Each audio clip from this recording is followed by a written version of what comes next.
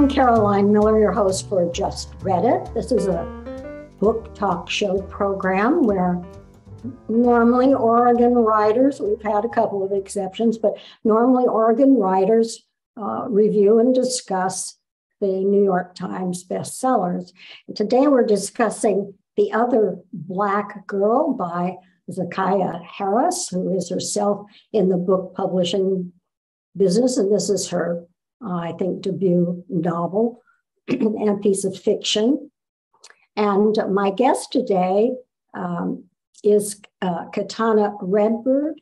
I'm sorry that, welcome, Katana. I just need to tell my audience that our other guest was ill and not able to join us. So Katana Redbird, welcome to the program. And I think you and I can just carry this on just fine. So welcome, Katana. Thank you. Thank you for having me. It's a privilege to be here. I'm delighted. Well, before we get into this, what for me was a fairly complicated plot, I'd like you to tell us a little bit about yourself. And I know you're a writer and you have a book out. And if you're doing a new book, give us a few minutes on that. Yeah, I'd love to. My name is Katana and I do live here in the Portland, Oregon area. And I recently had a couple of short stories published in a book called The Phone. It's a collection of short stories based on the phone that they started in Japan after the tsunami, where people could go and talk to their loved ones that had passed on during the storm.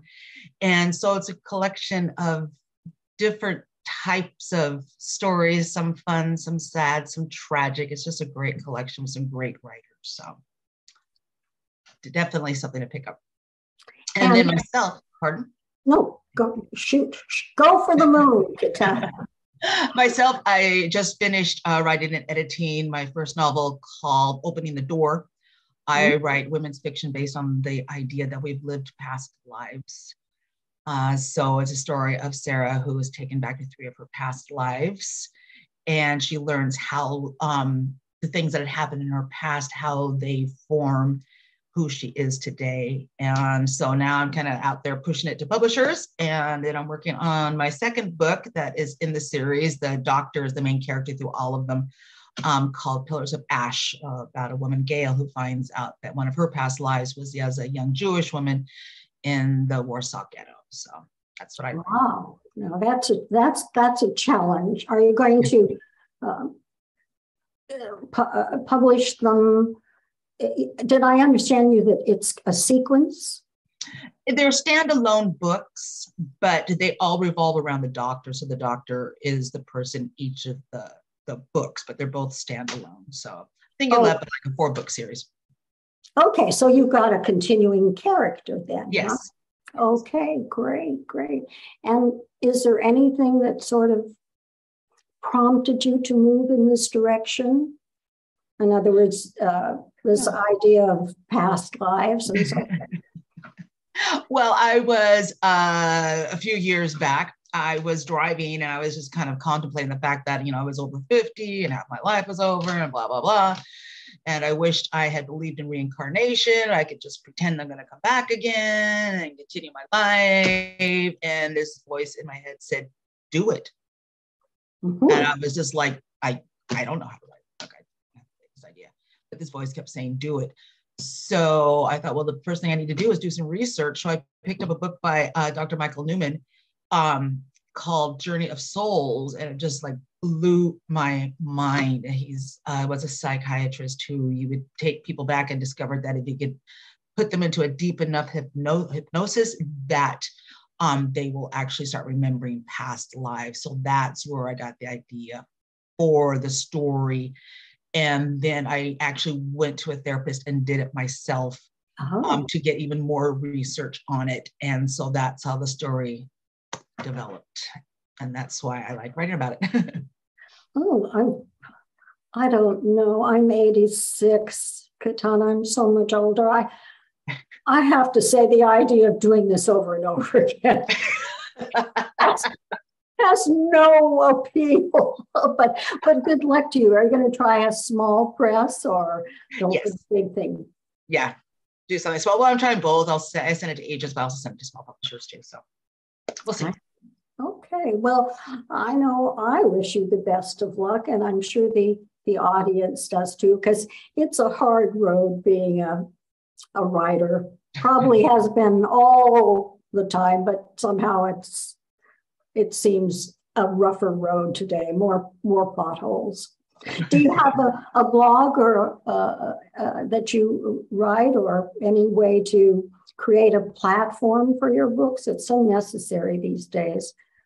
It is. I have a website. It's www.katanaredbird.org that I have had started putting some parts of the books and stuff in there. So I need to get that updated and get people going on it and get some more things on there. It just seems there's so much. I've got like Twitter and I have Facebook and then a full-time job. I'm just like, I don't know where to go next sometimes. So be warned, anybody out there who thinks they're going to write a book. It is, it's writing is the easy part. It is. It's everything else.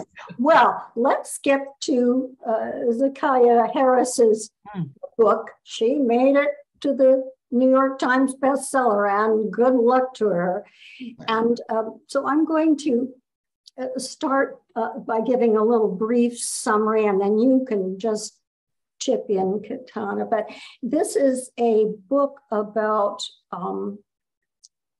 minorities in the publishing industry. And the central character is a woman named Nell Rogers, a young woman who is in the publishing field, alone as a Black woman, feeling kind of lonely.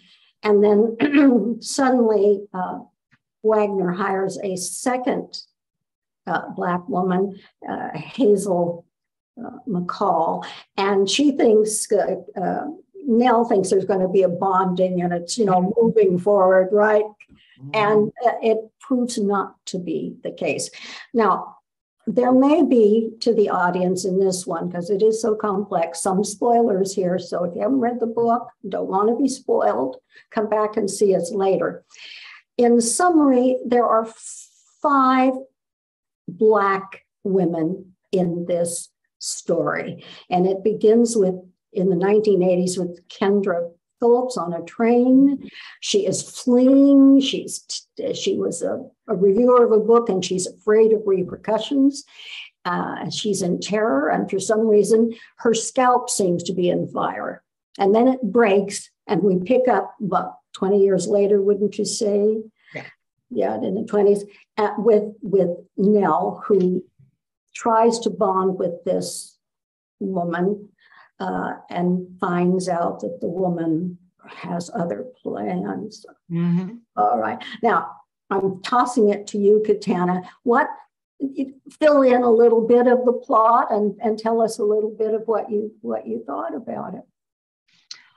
I really liked this book. I just felt like a part of it, because being a person of color, a woman of color, in, not just publishing, but it's really in just about every sort of industry, that you do kind of feel like, okay, you're standing out, and the conversations that she had with her best friend, Michaela, where they're talking about, oh, you got to be careful how you say this, you need to be careful when you do that, are conversations that I have with other people of color, in the workforce and family and stuff like that. So I could really relate to that part. I really liked it.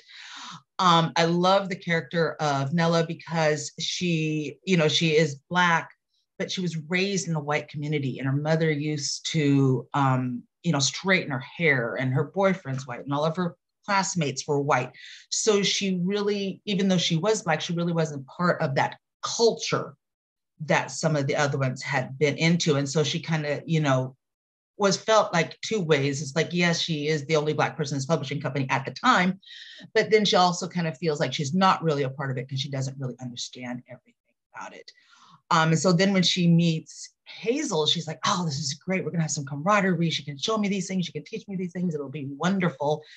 And Hazel ends up being just the opposite of what she was looking for in a friend. But then Nella also doesn't want to condemn her. she doesn't want to say anything bad about what Hazel's doing because she is another Black woman and stuff. And so I thought that was really great the way she put that that relationship that the two of them had. And then she goes back and forth. So you're at this other character from the 80s, and then you're back in the future, and then you're somebody else. And it was kind of like, okay, what's going on here? Is the mystery the Kendra Ray? Is it Hazel? It was kind of like a few different mysteries going on in the story. And the way that it kind of pushed, it was like where it's about, and I have to admit, I was a little confused about this. Like, why the hair? Why does it revolve around the hair? And I didn't understand that. And then I saw on Hulu that Tracy Ross Ellis, I believe, has a special of Black women and their hair and their process and how they get together and do these things. And it dawned on me, it's like, this is a significant cultural thing that they do that Nella didn't understand either. You know, I spent some time, quite a bit of time in Eastern Africa, and combing each other's hair and braiding each other's hair is a way that the women kind of socialized together. You know, they would sit out under an acacia tree and talk and gossip and laugh. So hair is a big thing. But it on another note, it's a big hair issue for all women. You know, like you get your hair cut. Oh, does this look good? You know, so it is a feminine issue, but you're right, it's a big issue. I had a hard time trying to figure out till the end what that had to do with anything. But it is true, African women do spend a lot of product money on being stylized. But on the other hand, initially as a reader, I thought, so what? You know, does it move the plot? And then later I found out it did. And I'm torn. I don't want to spoil it, but it is the issue of hair to some degree and hair products, which divides these women into two camps, in my opinion. And I'd like your response to it. But as I said, I had trouble with this book, feeling my way through it, even though I am a minority, Hispanic. My mom was a single parent, raised me in Los Angeles in the 1940s. Lots of prejudice there, got kicked off lots of buses and so forth. But I still had trouble with this one. Basically, it seemed to me that the women divided into two camps. I don't know what you think about this, but there were those who felt that the right way to enculturate was to enculturate, to get along with the white society and pick up their norms, which hair, you know, I believe you're of Indian background. Yes, Native American, yes. Yeah, Native American. Okay. So they don't have trouble with curly hair, do they? Okay. So there are those who are in the camp that said we must adjust to the dominant society. And then the other group of women like Nella who say, no, you know, we have a right to be as we are.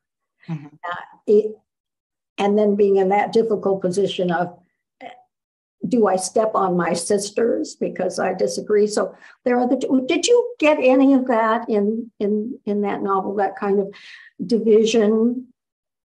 Yes, I did. I think that it really brought that out and to the focus that, yeah, you do have the person. It's like the main goal of all the women is that they want to move up. They want to be tops in their fields.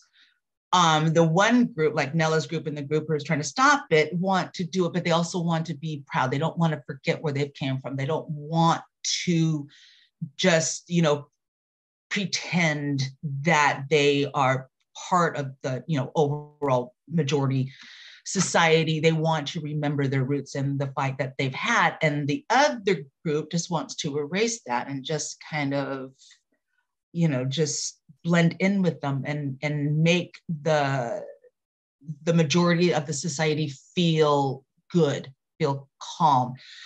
One of the things that it brought up, and it is true, is that a lot of times, you'll run into a person that, being a person of color, be around certain white people, and they get very offended if you bring up anything of the past or anything of history and stuff like that. And they had mentioned that in the book, and it's very true. This is a conversation that we still have now.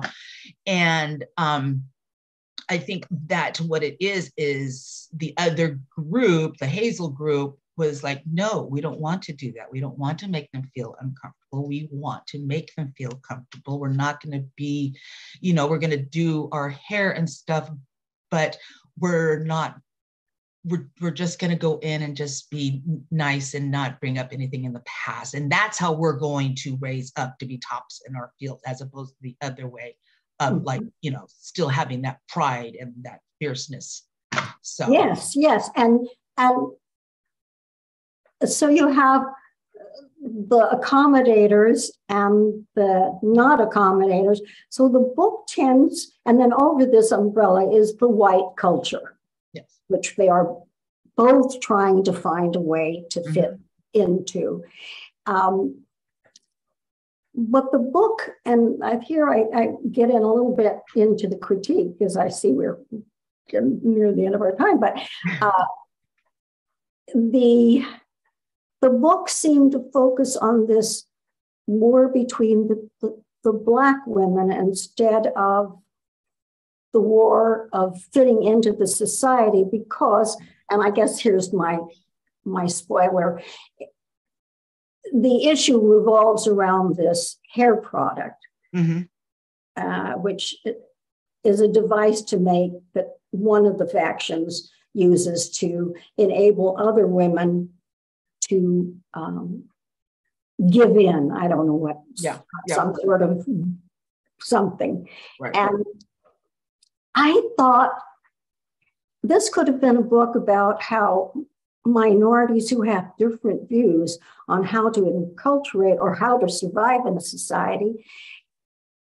It could have been very interesting, but we get this deus machina of the hair and the magical realism. And suddenly I'm in the Stepford Wives. And I felt, it was her book, but I felt cheated. What was your feeling on that? Did that trouble you at all? Yeah, I think the ending was, I would like to see it ending a little bit different. Because we think that, it's us against them, person of color or non-person of color, but you realize it's actually a war between us also. And we need to work together and not against each other. And so the ending, it did take me out. I wasn't happy about that. I'd like to have seen more of, I think it was kind of telling me that no, in the long run, we'll just have to conform and adapt and just, be complacent and just give in with what happened to Nella. I'm just like, well, that's not the ending it should be. We should still be able to be proud and stand up for ourselves and keep our history intact and still be able to fight and work hard and get to where we want to be. So did you feel, I felt the book turned out to be a disappointment. Maybe it was cynical, maybe it was satirical. I read several, I was so stunned by the ending that I don't usually do this. I'm so arrogant. I think, I understand these books, but I read a lot of critics on this book because it puzzled me and disturbed me. And maybe that's enough. But they all described it in totally different ways. It ran the gamut from magical realism to mystery to suspense to psychological thriller, everything but history. And I thought, if a book baffles New York critics and Guardian critics and all of the big publishing houses, and they all come up with a different description of the book. I'm going to say this. I think the author was not in control of her genre. Mm-hmm. That the message was hers. And yeah, I'm going to say something really rotten, but it seems to me a lot of these critics are so eager to be supportive that there was a lot of tippy-toeing. And in the end, I had to say, well, did Harris actually achieve true equality acceptance? Or was there a little bit of tokenism in all of this? What's your take? Yeah, I agree with you on that. I read some of the reviews too. I'm like, it was all kind of over. I wouldn't really consider it a suspenseful thriller. I thought it was interesting. Like the ending, I didn't care for the ending. It just seemed kind of like, oh, okay, well, this is the way the world's going to be. We're all just going to give in and just, yeah, it's very cynical, right? Yeah, I didn't like that. But I think the book, I do agree with you. People kind of tiptoe. It's like, okay, we're going to have this, this is going to be we're going to promote this author. It's going to be really good. She's in the publishing business. And I think the book is good. I think, does it encompass all different races and stuff? I think that if being a Black woman, you're going to understand it a lot more. Oh, yeah. And be able to get it. I mean, there's a lot of things in there I didn't know about, how they graded their hair, like it was an AD or an AC or something like that. Yeah. I think that if you want to read, if you're not a person of color, you want to read, I think it's a great education thing to kind of get into their culture and how they think about stuff like that.